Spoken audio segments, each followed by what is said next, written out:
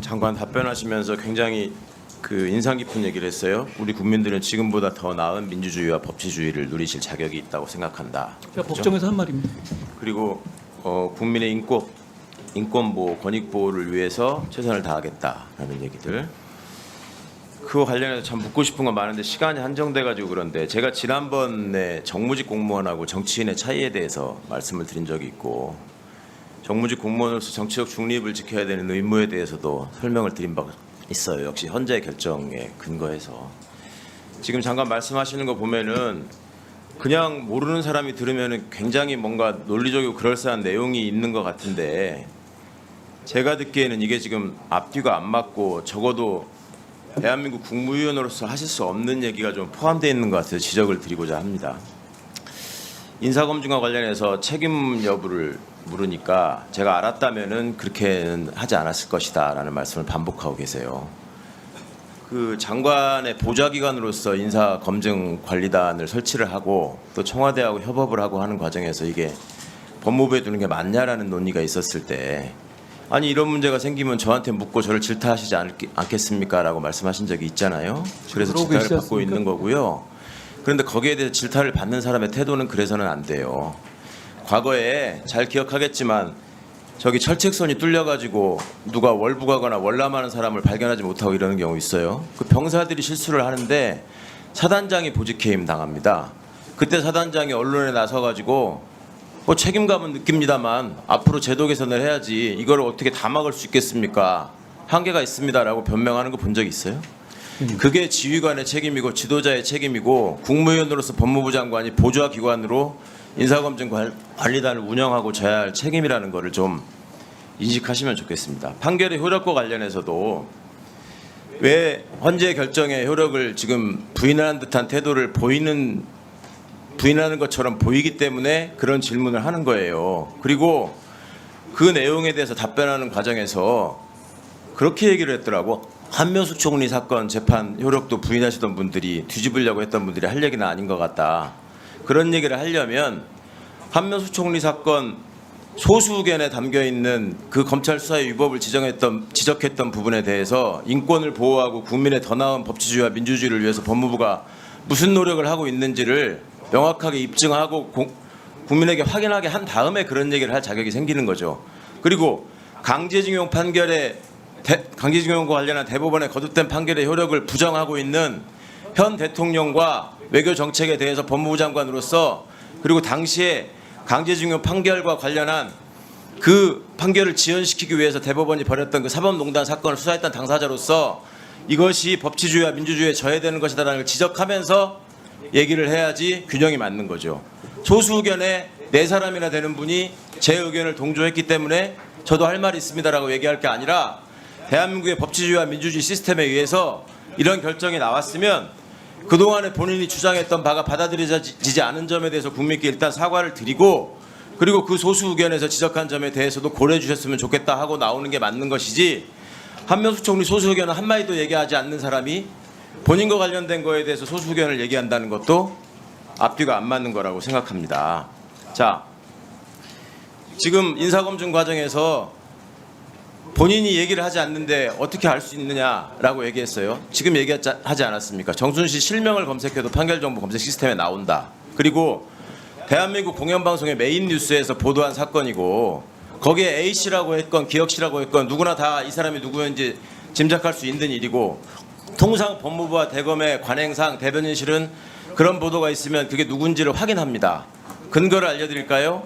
2020년 봄에 그 문제가 됐던 부산고검 차장 한동훈, 법무부 대변인 권순정, 대검 수사정보기획관 손준성 세 사람의 단톡방이 문제가 된 적이 있어요. 그때 기억하죠, 권순정 실장. 대변인 하면 대변인이 왜 여기 끼어 있느냐 얘기하니까 대변인은 주요 사건이 발생했을 때 그 당사자와 관련해서 사실관계를 파악할 필요가 있기 때문에 그 단톡방에 포함되어 있었다. 그때 보도에 한동훈이라는 이름 한자도 안 나왔어요. 윤석열 최측근이라고만 나왔지. 그럴 때는 그렇게 열심히 파악하면서 수백 차례 단톡방을 만들어서 했다는 사람들이 이 건에 대해서는 우리는 알 수 있는 방법이 없었다. 나는 그때 당시 근무했지만 몰랐다. 이런 얘기를 하면 국민들이 설득력 있게 받아들여지질 않고 그것이 국민의 기본권을 보호하겠다고 하는 법무부 장관이 하는 솔직한 해명이라고 받아주지 않는단 말입니다. 자, 계속 얘기해요. 검수완박법인 위헌입니다라고 얘기해요. 그렇게 정치적인 용어니까 쓰지 말라고 해도 계속 반복해요. 법무부 장관의 주장이 뭐냐면 검찰 수사권을 완전히 박탈하는 법이기 때문에 위헌입니다라는 거예요. 검사가 헌법기관이기 때문에 검사의 수사권은 헌법상 보장되기 때문에 위헌이라는 주장을 한 거예요. 검찰 수사권은 완전히 박탈되지 않았다고 또 주장을 해요. 그러면서 시행령으로 다 할 수 있다고 생각한다고 해요. 그렇게 해도 된다고 해요. 도대체 헌재의 결정을 어떻게 받아들이고 있는 것인지를 본인 스스로 좀 돌아봤으면 좋겠어요. 무고, 위증, 깡패, 마약 왜 수사 못하게 하냐고? 그렇게 물어보시면 안 돼요. 깡패나 마약 수사는 인지수사가 없습니다. 검찰이 인지하게 해주십시오. 통계를 제시하고 얘기를 해야죠. 무고 위증도 마찬가지입니다. 고발 사건에 대해서 제대로 수사를 하고 있는데 왜 그건 없이 전부 다 인지를 검사가 해야 되는 것처럼 얘기합니까? 네, 답변하십시오. 예, 그 판결 검색은 지난 정부에서 계속 안 해왔던 거죠. 안경환 당시 후보자 당시에 청와대는 이렇게 말했습니다. 판결문 검색을 청와대가 하면 위법이라고요. 그러니까 그 부분에는 한계 분명히 있었던 거니까 그렇게 호도하시면 안 될 것 같고요. 그리고 이미 무고로 드러난 채널A 사건을 그것도 그 사건으로 기소된 최강욱 의원께서 지적하신 것에 대해서 저는 좀 놀랍습니다. 자, 정리해 주십시오. 어떤만 말만 있으면 입만 열면 프레임 전환을 하려고 그러고 정리해 주십시오. 그 말씀을 조금 상고해 주십시오. 여기서 아니 그게 아니고 버릇이라든지 이런 용어들은 적절치 않다고 봅니다. 장관의 태도에 대해서 단 한 번이라도 지적을 하시고 그 말씀을 하십시오. 위원장님은 법무부 장관 보호하기 위해서 있는 사람이 아닙니다. 최광우 의원. 또 반말할 겁니까? 최광우 의원. 윤도욱 의원 말씀하세요. 그런 식으로 위원장이 회의를 진행하는데 단정적으로 그렇게 재단을 하지 마세요. 태도를 한번 생각을 해보십시오. 자, 권인숙 의원님 질의하시기 바랍니다. 이 영상을 본 네티즌들은 역시 최강욱 의원님 최고이십니다. 항상 응원하겠습니다. 한동훈은 정말 자리에서 물러나야 됩니다. 언제까지 국힘 말아먹을 건가요? 민주당에 이런 분이 계셨다니. 다시 봤습니다. 등의 반응을 보였습니다. 자, 그러면 지금부터 잠시만 주목해 주시기 바랍니다. 제가 구독자분들을 위해서 선물 하나를 준비했는데요. 제가 항상 여러분들께 드리는 말씀이 있습니다. 뉴스만 평소에 잘 챙겨보셔도 돈이 되고 돈을 벌 수 있다라고 말씀을 드렸는데요. 여러분들은 여기 보시는 삼성전자 뉴스를 보고 어떤 생각이 드세요? 아니면 정치인들의 뉴스, 날씨 뉴스를 보고는 어떤 생각이 드시나요? 그냥 뉴스만 보고 끝내는지 아니면 이 뉴스를 어떻게 이용할 수 있는지 이 부분을 고민하고 계시는지를 되물어보고 싶습니다. 그 이유가 뭐냐 하면 제가 지난번에 여러분들께 뭐라고 말씀을 드렸었죠? 지금은 반도체 섹터를 눈여겨보셔야 한다고 말씀드렸습니다. 그리고 나서 이런 썸네일들 뉴스를 통해서 많이 보셨을 겁니다. 반도체 내용이 이슈가 됐을 때 부자들은 어떻게 생각한다? 반도체 관련주들은 뭐가 있는지, 어떤 종목이 가장 좋은지, 어디에 투자해야 돈이 몰리는지 자연스럽게 생각한다고 제가 말씀을 드렸죠. 그 이유가 뭐냐 하면 부자들이 봤을 때는 이슈가 곧 돈으로 이어지고 그 이슈가 나에게 돈을 벌어준다는 경험적 확신이 있기 때문에 부자들은 항상 이런 사회적 이슈를 관심 있게 챙겨본다고 제가 말씀을 드렸습니다. 이번에도 마찬가지인데요.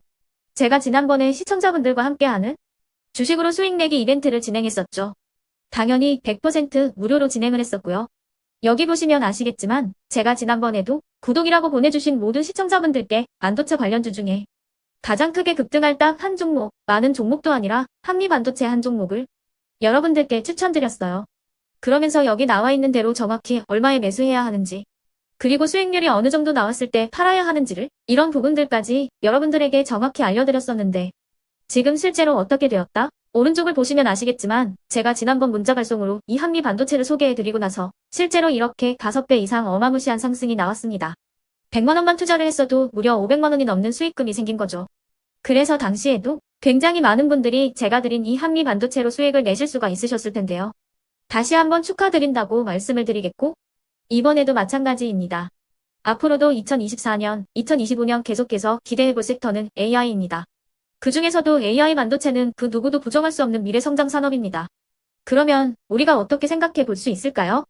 AI 반도체 종목 중에 앞으로 크게 대장 역할을 하면서 10배 이상 급등할 수 있는 텐베고 종목을 지금부터 열심히 추적해야 한다는 겁니다. 큰 돈을 투자하지 않더라도 월급의 일부분 아주 소액이라도 이 종목을 모아가야 수백 %의 수익률을 손에 쥘 수 있는 것이죠. 지금 여러분이 보고 계시는 이 유튜브 또한 AI 반도체와 아주 밀접한 연관이 있고 반도체야말로 대한민국의 핵심 산업으로 앞으로 더더욱 시장은 성장할 수밖에 없습니다. 그렇기 때문에 제가 이번에도 뭘 보내드리고 있냐면 지난번과 똑같이 구독이라는 문자를 보내주시면 제가 AI 반도체 관련주 중에 앞으로 대장주 역할을 하면서 주가가 가장 크게 급등할 한 종목을 여러분들께 문자 발송으로 종목명과 사고 파는 시점을 모두 알려드릴 건데요. 그 문자를 받고 여러분들이 주식으로 돈 버는 연습을 한번 해보셨으면 좋겠고요. 혹시라도 나는 주식을 하지 않는다 하시는 분들은 주변에 주식하시는 지인분들에게 말씀을 해주셔도 되고요.